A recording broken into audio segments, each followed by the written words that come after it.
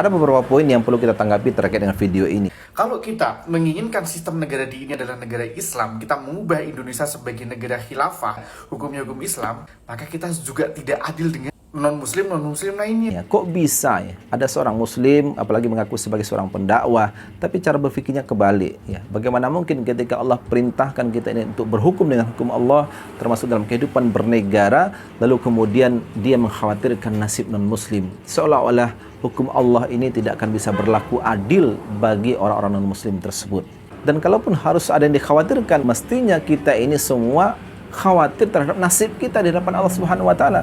Ketika Allah perintahkan berhukum dengan hukum Allah, maka itu adalah kewajiban dari Allah dan kita wajib laksanakan. Bukankah Allah telah mengatakan dalam Al-Qur'an, "Wa man a'rada an dzikri fa inna lahu ma'isyatan danka wa nahsyuruhu yaumal qiyamati a'ma." Dan barang siapa, kata Allah, yang berpaling dari peringatanku, dari syariatku, maka baginya penghidupan yang sempit dan di hari kiamat kami akan menghimpun mereka dalam keadaan buta. Na'udzubillah. Nah, yang kedua yang patut dikhawatirkan adalah bagaimana nasib bangsa ini ketika syariat Allah ini tidak dijadikan hukum untuk bernegara secara kafah. Dan kita sudah sama-sama melihat ya, ketika kita merdeka atas selamat Allah, kita merdeka atas pertolongan Allah, tapi kemudian setelah merdeka kita tidak mengambil hukum Allah, malah mengambil hukum-hukum yang lain.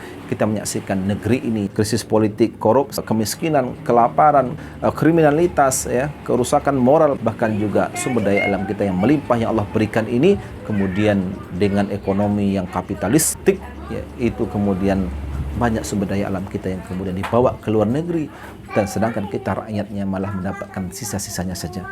Yang ketiga yang juga patut kita khawatirkan hari ini, ketika umat Islam tidak lagi memiliki khalifah, tidak lagi memiliki khilafah yang akan menyatukan mereka, lihatlah bagaimana nasib saudara-saudara kita di Suriah, saudara kita di Palestina, di Gaza, saudara kita di Kashmir, Rohingya, kemudian juga di Irak, di Afghanistan, di Xinjiang. Mereka semua tertindas akibat daripada tidak adanya pelindung atau perisai umat Islam, yang itulah yang disebut dengan khalifah. Sebagaimana sabda Rasulullah SAW, "Innamal imamul jannah yuqatalu min waraihi wa yuttaqabih." Sesungguhnya imam atau khalifah itu, kata Rasulullah, adalah junnah, perisai yang tempat orang-orang berlindung dan berperang di belakangnya. Nah, jadi justru yang patut kita khawatirkan itu kita ya, bangsa kita ini dan juga umat Islam seluruh dunia, ketika syariat Islam dan khilafah ini tidak ada lagi, dan ini sudah berlangsung lebih kurang 100 tahun.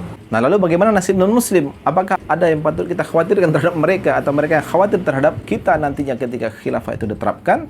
Maka jawabannya adalah tidak ada yang perlu dikhawatirkan, karena Islam itu rahmatan lil alamin.